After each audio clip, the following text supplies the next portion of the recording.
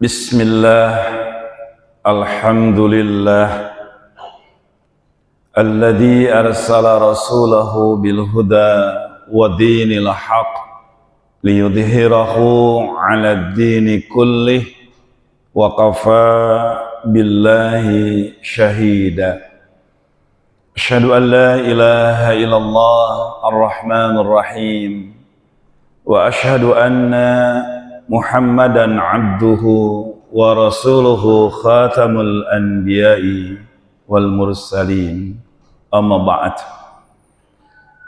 Fa ya ibadallah ittaqullah haqqa tuqatih wa la tamutunna illa wa antum muslimun.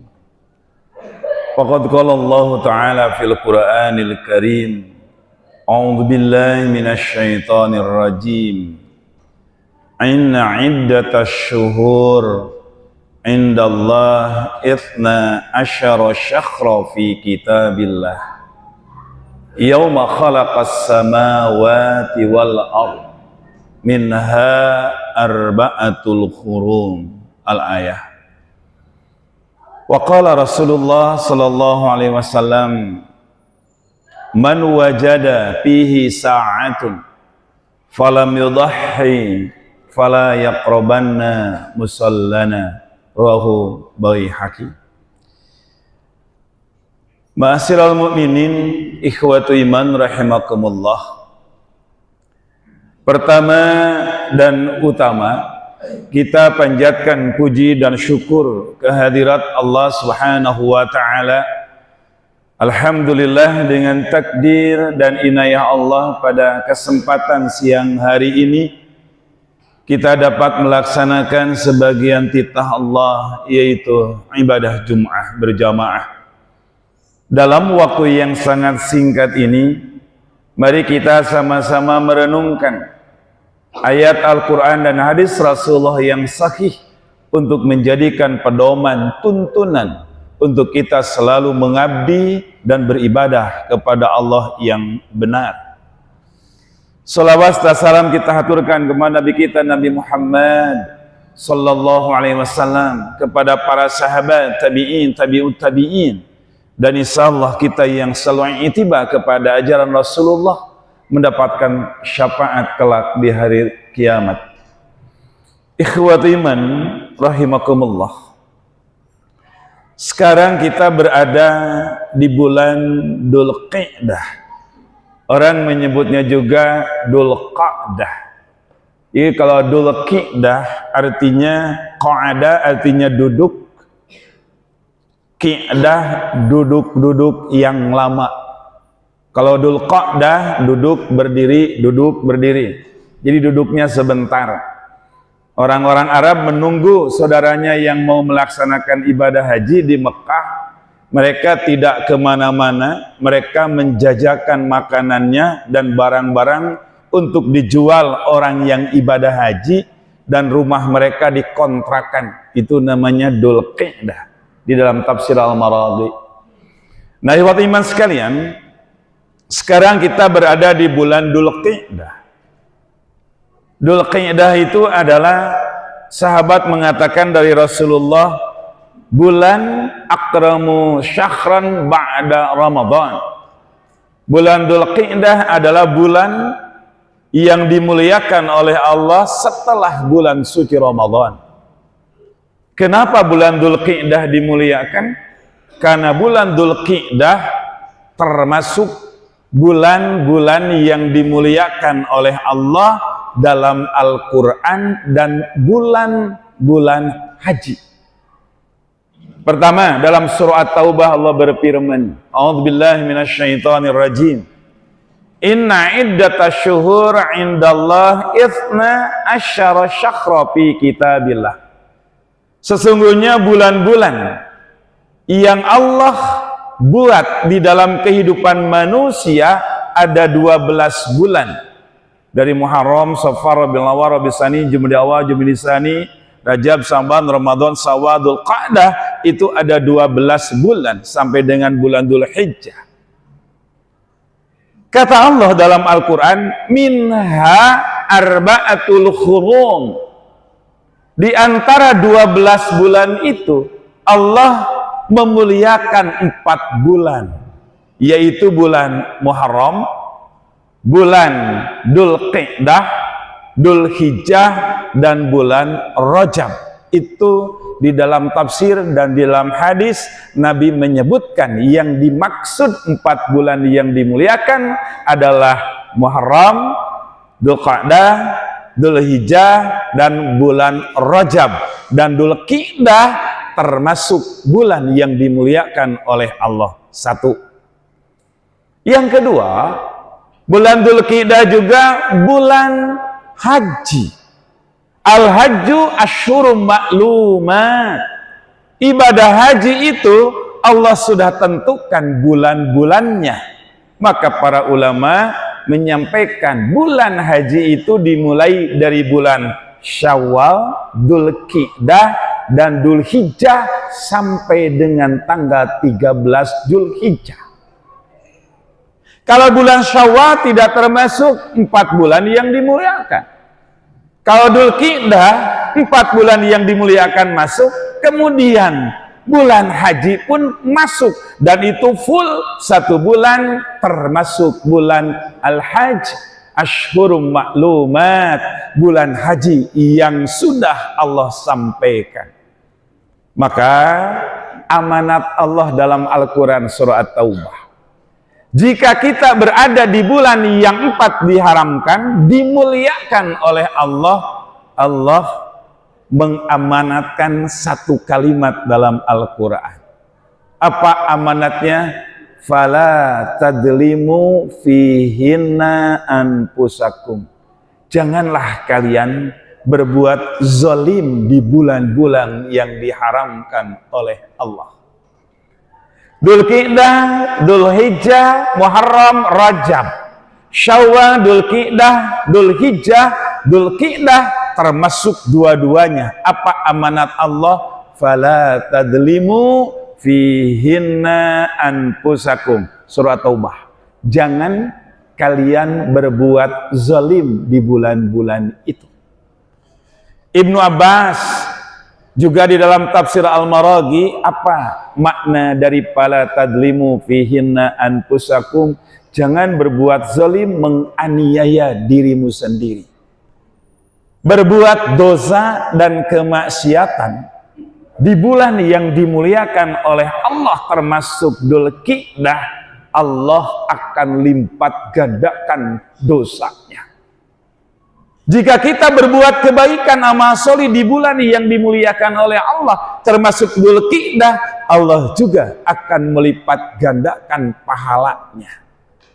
Sekiranya kita orang beriman, mau dilipat gandakan pahalanya atau mau dilipat gandakan dosanya, tentu orang yang beriman ingin dilipat gandakan pahala kebaikan-kebaikannya, maka Allah mengamanatkannya, fala tadlimu fihinna anfusakum. Jangan kalian berbuat zalim di bulan-bulan itu, termasuk sekarang kita di bulan Dzulqa'dah. Maka ada amal yang di bulan Dzulqa'dah begitu mulia. Ada saudara kita ditakdirkan oleh Allah, dipanggil oleh Allah ke Baitullah melaksanakan ibadah haji. 510.000 umat Islam ya berangkat menunaikan ibadah haji tahun sekarang.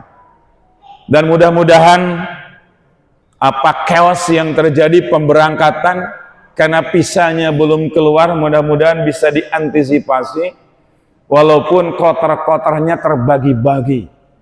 Maka perlu berdoalah untuk jamaah yang sekarang. Ya, secara administrasi saya kalau menyebut berantakan memang itu terlalu berat, tapi nyatanya seperti itu. Jadi ada yang 1 kloter dibagi menjadi 4 pemberangkatan, 1 maktab menjadi 5 rombongan dan sebagainya. Masya Allah, itu luar biasa.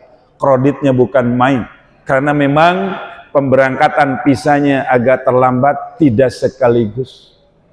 Ikhwati iman sekalian, dan kita yang sudah dipanggil oleh Allah ke Baitullah atau yang belum dipanggil ke Baitullah, punya ibadah yang begitu dimuliakan oleh kita, yaitu ibadah kurban.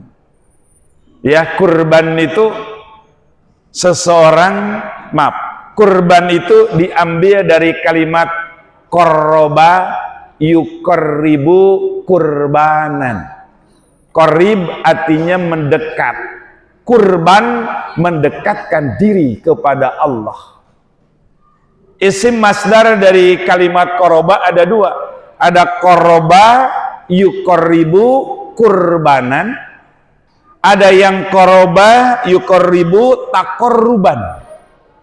Jadi kurban dengan taqarrub isim masdar artinya sama. Dua-duanya mendekatkan diri kepada Allah.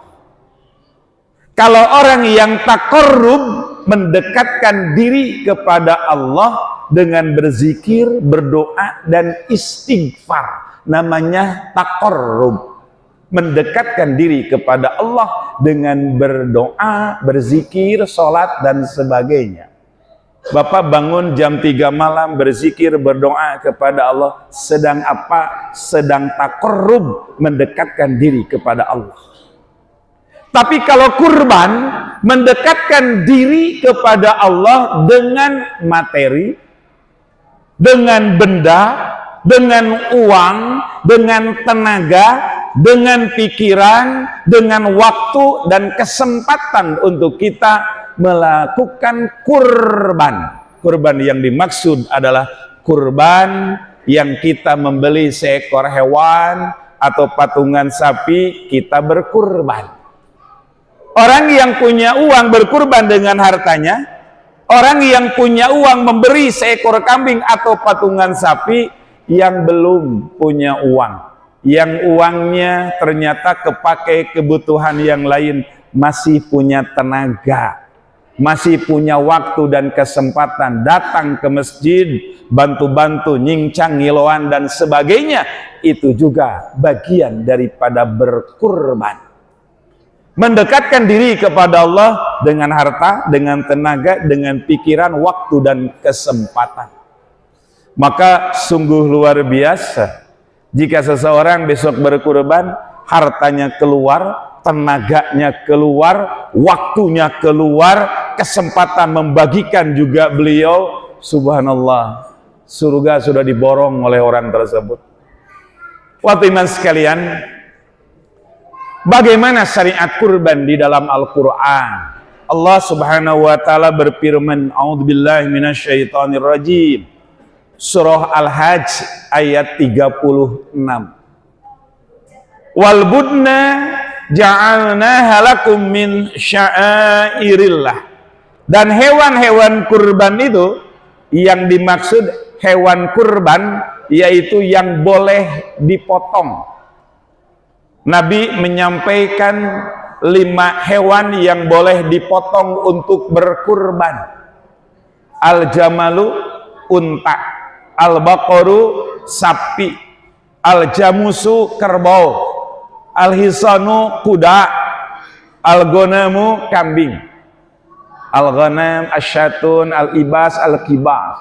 Ya, ada domba, badot, apalagi ya kambing dan sebagainya. Wedus kalau di Jawa seperti itu. Artinya itu binatang-binatang yang boleh dipotong. Makanya Al-Quran menyebutnya tidak mengabsen binatangnya. Al-Quran menyebutkannya al-budna, dan hewan kurban itu. Kenapa menyebutkan budna? Budna itu diambil dari kalimat badan. Badan fisik hewan kurban itu harus sempurna.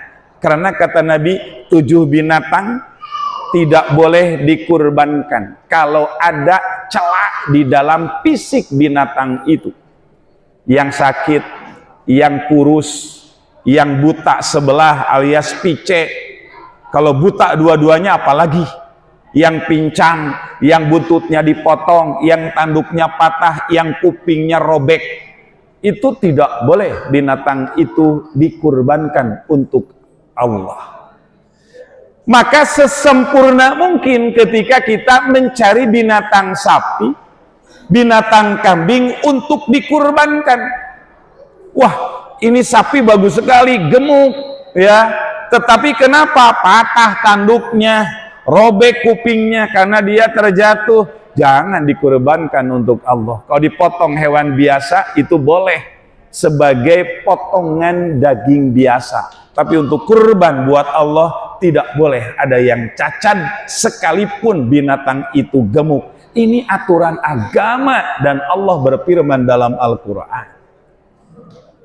Kemudian,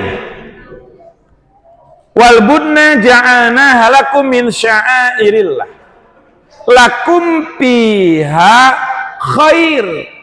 Lakum buat kalian piha, di dalam ibadah berkurban itu khair, ada kebaikan. Tafsir kalimat khair dalam Al-Quran, karena baik itu di dalam Al-Quran ada 5, Pak.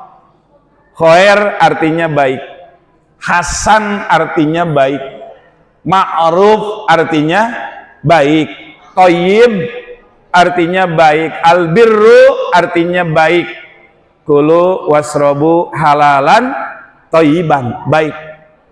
Kenapa Allah ketika berhubungan dengan ibadah kurban, di dalam berkurban Allah menggunakan kalimat khair? Lakum buat kalian piha, dalam berkurban itu khair, ada kebaikan. Kenapa Allah menggunakan kalimat khair? Ada 2 makna kata Ibnu Abbas. Ibnu Abbas ahli tafsir Rasulullah. Anak-anak di atas jangan berisik. Jangan ngobrol. Lakum piha khair. Khair itu ada 2. Khair yang pertama hukum daripada berkurban. Tidak ada dalil yang mengatakan berkurban itu wajib. Tapi berkurban itu adalah sunnah mu'akadah, menentukan kalimat khair. Kenapa sunnah mu'akadah? Sunnah mu'akadah itu adalah sunnah yang ditekankan oleh Nabi. Jika kita punya kesempatan untuk berkurban, jangan dilewatkan karena akan merugi diri kalian. Ini hukum daripada berkurban, sunnah mu'akadah, maknanya khair yang pertama. Yang kedua, khair itu limaslahatil hayah. Seseorang ketika dia berkurban, kata Ibnu Abbas, dia akan mendapatkan 5 kebahagiaan. Apa 5 kebahagiaan ini? Ini harus dicatat oleh kita. Siapa saja yang berkurban karena Allah, berkurban niatnya lillahi ta'ala, maka dia akan mendapatkan 5 kebaikan, kata Ibnu Abbas. 1, diberkahkan rizkinya. 2, disehatkan badan dan fisiknya. 3, disakinah mawadah warohmahkan keluarga rumah tangganya. 4, disoleh-solehahkan anak, cucu dan keturunannya. 5, disukseskan kehidupan dan perdagangan hayatnya. 5 hal orang yang berkurban akan mendapatkan nilai yang paling baik dalam kehidupan. Siapa orang yang tidak mau diberkahkan rizkinya? Siapa orang yang mau disehatkan badannya? Siapa orang yang tidak mau diberikan bahagia dalam rumah tangganya? Siapa orang yang tidak mau diberikan anak keturunannya soleh dan soleha? Siapa yang tidak mau orang yang mau disukseskan dalam karir dan kehidupannya? Dengan kurban kita akan meraih itu semua. Makanya Allah mengatakan dalam Al-Quran, lakum buat kalian piha, dalam berkurban khair, ada kebaikan di dalam kehidupan kita di dunia sampai kelak ke akhirat. Makna khair dalam Al-Quran. Maka para sahabat berbondong-bondong, para sahabat mengumpulkan hartanya, para sahabat membeli sapi, membeli kambing itu dari kecil, dipelihara sampai udah besar, kemudian dikurbankan. Subhanallah. Kenapa? Sebab ingin mendapatkan 5 hal yang Allah akan berikan kepada orang yang berkurban. Yaitu kalimatnya khair, kebaikan buat diri, kebaikan untuk keluarga, kebaikan hidup sampai kelak ke akhirat. Itu makna khair. Lanjutin. lakum fiha khair. Kata Allah kalimat selanjutnya, fadkurismallah 'alaiha shawaf. Sebutkan asma Allah ketika engkau menyembelih hewan kurban itu.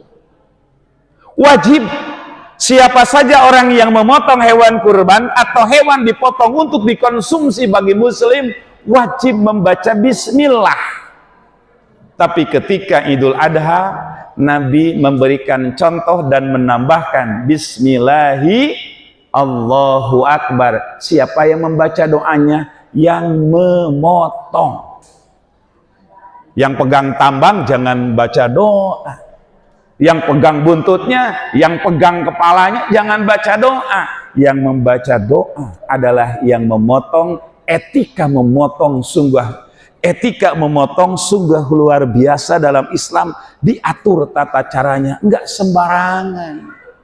Seorang jagal saja yang biasa memotong belum tentu dia tahu syariat memotong seperti apa. Maka alhamdulillah ada kawan-kawan sekarang ada sembelih halal, ada juleha juga, juru sembelih halal dan sebagainya. Kenapa? Sebab etika di dalam memotong hewan ketika kurban diantaranya harus menjadikan bagian daripada ajaran nilai-nilai Islam. Tidak boleh berbuat zalim terhadap binatang itu. Diatur oleh Al-Quran. Makanya Ibnu Mas'ud, As-Sahrastani dan Imam Tirmidzi beliau menjelaskan shawafa itu minimal ada 4. Yang pertama, yang menyembelih usahakan menghadap ke kiblat. Walaupun para ulama berbeda pendapat, usahakan. Yang kedua, pisau dan goloknya tajamkan. Jangan kau berbuat zalim terhadap binatang. Kenapa? Siapa yang memotong hewan apa saja, apalagi ketika berkurban, dengan pisau golok yang tumpul, faqad dzalima alaihi. Dia telah berbuat zalim terhadap binatang itu. Yang ketiga, membaca doa. Bismillahi Allahu Akbar. Yang keempat, sempurnakan kematian binatang itu. Jangan sampai kambing masih sekarat langsung diangkat, dikuliti. Udah kulitnya lepas masih gerak-gerak, belum mati itu.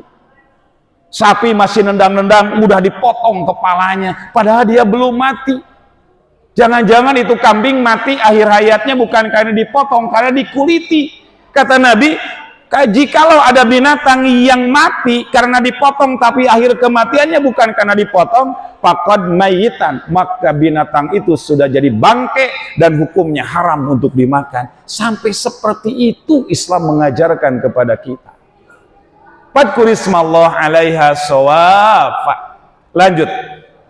Faida wajabat junubuha, dan apabila kalian sudah mendapatkan binatang itu rebahan, junub, terpapar, sudah mati, sudah dikuliti, dicincang, dimasak, fakulu minha, makanlah sebagian daripada hewan kurban itu. Siapa yang disuruh makan?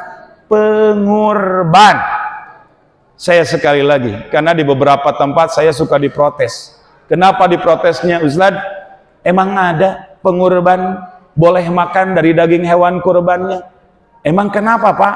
Masa kita kalau sudah diimpakkan di jalan Allah diambil lagi? Ya itu mah tidak boleh.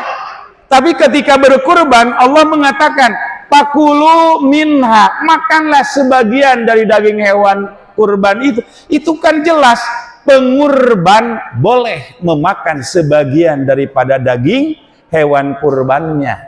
Kalau sapi berapa kilo buat pengurban, dagingnya saja gantungan berapa, itu minha. Minha itu min liba'din, sebagian kecil dalam ilmu qawaid. Jangan sampai ada yang titip kambing 1 ekor ke masjid. Pak, saya titip ya kambing, ternyata kambingnya gede banget. Kata dia, si ibu itu nanya, Pak, boleh kan pengurban memakan sebagian daripada hewan kurbannya? Oh boleh. Ibu mau minta apa? Mintanya keterlaluan. Apa mintanya? Oh boleh minta. Saya kalau begitu minta pahanya 4, hatinya 1, bungkusan 20. Masya Allah. Itu mah bukan minha. Ya. Jadi kalau ada panitia begitu, suruh aja, potong aja di rumah, Bu. Ya, artinya apa? Berkurban itu bukan bagi-bagi daging, berkurban itu melaksanakan syariat Islam yang ada di dalam Al-Qur'an, di mana waktunya bulan Dzulhijjah. Itu sudah ditentukan oleh Allah. Ayyamun nahar tanggal 10 Dzulhijjah, 11, 12, 13 ayyamut tasyrik, pada hari-hari tasyrik. Itu syariat perintah dalam Islam. Sebagian kecil buat pengurban, sebagian besarnya buat siapa? Dibagikan kepada siapa? Ini juga seluruh panitia harus paham. Saya kemarin di Cilegon, di Masjid Agung Cilegon menyampaikan. Saya sebelum menyampaikan tentang etika berkurban, saya nanya dulu, Pak, jadi panitia kurban sudah berapa tahun? Wah, saya mah semenjak dibangun masjid, saya panitia kurban, Ustaz.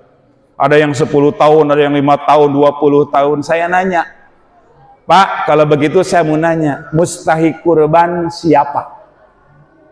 Saya kaget. Kenapa? Ternyata mereka menjawab ketika ditanya, siapa yang mustahik kurban? Mustahik kurban, mereka menjawab fakir, miskin, anak yatim, janda. Masya Allah.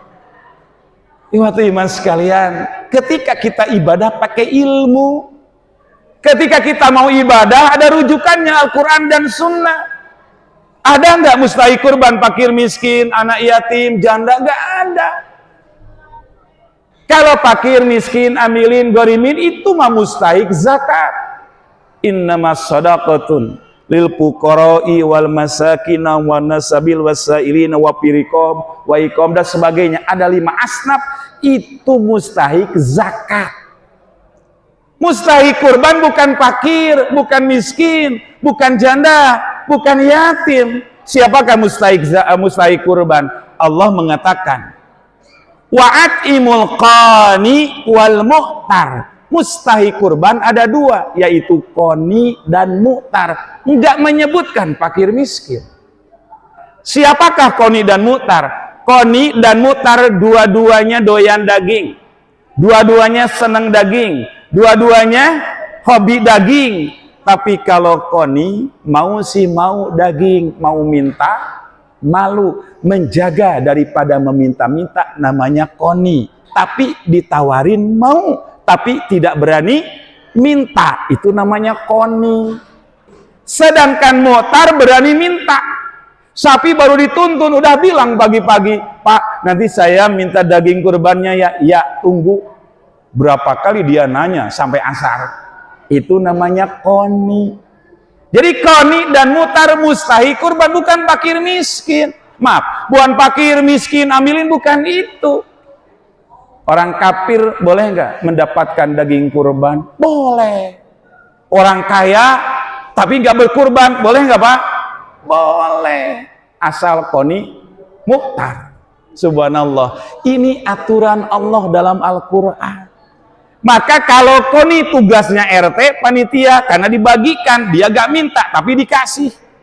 Tapi kalau mu'tar datang ke sini, tapi kita juga harus adil ketika qani itu. Orang baru nikah, anggota keluarganya 2. Ada yang sudah nikah lama, anaknya 5, masa dibaginya sama, satu bungkus? Mungkin ada keadilan dari panitia, oh anaknya 5, suami istri 2 bungkus, yang tadi 2 orang dikasih 1 bungkus, itu juga harus kita perhatikan. Makanya bahasanya qani dan mu'tar. Pengurban, dapat tadi daging 3 kilo, dapat gantungan, boleh nggak kalau kurang minta lagi? Boleh. Berarti dia bukan pengurban, tapi mu'tar, karena dia minta. Hati-hati, Bapak dari pagi bantuin kurban, bantuin nyincang, bantuin ngebagiin. Sampai sore, hati-hati. Kenapa? Saya mengingatkan. Jangan pernah mengambil bagian daripada hewan kurban itu satu pun dengan tidak memberitahukan kepada panitia. Gara-gara, maaf, biji pelir, gara-gara buntut, gara-gara kaki, ambil saja. Kemudian pulang. Tidak memberitahukan kepada panitia. Bayangin, dari pagi sampai dengan sore kita ibadah, di sisi Allah hilang ibadahnya, bahkan kita mendapatkan dosa. Pak, kalau mau kaki, kalau mau buntut, bilang sama panitia. Selama itu ada, dikasih sampai panitia juga. Insya Allah jangan kita berbuat syirik mencuri, mengambil bukan hak orang, bukan hak kita, itu hak orang lain. Jika minta kepada panitia masih ada, akan dikasihkan, dan kalau tidak ya sudah, ya apa adanya yang kita dapatkan. Itu seperti itu ibadah. Makanya niat daripada ibadah, la yanalallaha luhumuha wala dimauha walakin yanaluhu taqwa minkum. Tidak akan sampai kepada Allah daging hewan kurban itu, darah hewan kurban itu, tapi yang sampai kepada Allah adalah takwanya di antara kalian. Takwa jujur, takwa tidak mengambil hak orang lain, takwa panitia membagikan profesional dan proporsional. Kemudian yang ikut kerja tidak boleh mengambil bagian yang bukan haknya. Insya Allah itu nilai ibadah seperti orang-orang yang di Baitullah melaksanakan ibadah haji. Bapak berpeluh keringat, berlumuran darah sapi, itu menjadi saksi bahwa kita sudah berkorban dengan tenaga, dengan pikiran, apalagi dengan harta yang kita punya. Itu ikhwatul iman sekalian, sekilas tentang pelaksanaan syariat ibadah kurban. Mudah-mudahan tahun ini kita bisa berkurban, diberikan rizki, kemudahan, diberikan kesehatan, sehingga kita dapat melaksanakan kurban dan ibadah kurban sesuai dengan perintah Allah dan Rasulnya. Barakallahu fil Qur'anil Karim wa ya parhabun innaka huwat tawwabur rahim.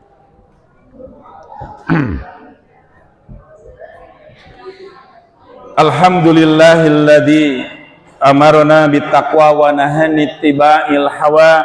Asyhadu an la ilaha illallah wahdahu la syarikalah wa asyhadu anna Muhammadan abduhu wa rasuluh. Amma ba'd. Hadirin ikhwati iman sidang Jumat rahimakumullah. Di khutbah pertama tadi saya menyampaikan tentang kaifiat tentang ibadah kurban dan fadilah keutamaan bulan Dzulqa'dah dan bulan Dzulhijjah. Amanatnya jangan kalian berbuat zolim di antara kalian. Untuk itu mari kita sama-sama dengan hati yang bersih, pikiran yang jernih, mari kita sama-sama di hari dengan penuh berkah Jumat ini kita berdoa kepada Allah. Mudah-mudahan Allah mengijabah doa kita semua. Allahumma ighfir lil mu'minina wal mu'minat wal muslimina wal muslimat al ahya minhumul amwat innaka sami'un qaribun mujibu da'wah. Rabbana ighfir lana wa li ikhwanina alladhina sabaku bil iman fala taj'al fi qulubina ghillan lil ladzina amanu Rabbana innaka ra'ufur rahim. Rabbana zalamna anfusana fa in lam taghfir lana wa tarhamna lanakunanna minal khasirin. Rabbana hab lana min azwajina wa dhurriyyatina qurrata a'yun waj'alna lil muttaqina imama. Rabbi habli minas solihin. Rabbana atina fid dunya hasanah wa bil akhirati hasanatan wa qina adzabannar. Allahumma rabbil izzati amma yasifuna wassalamun ala mursalin walhamdulillahi rabbil alamin. Wallahu akbar.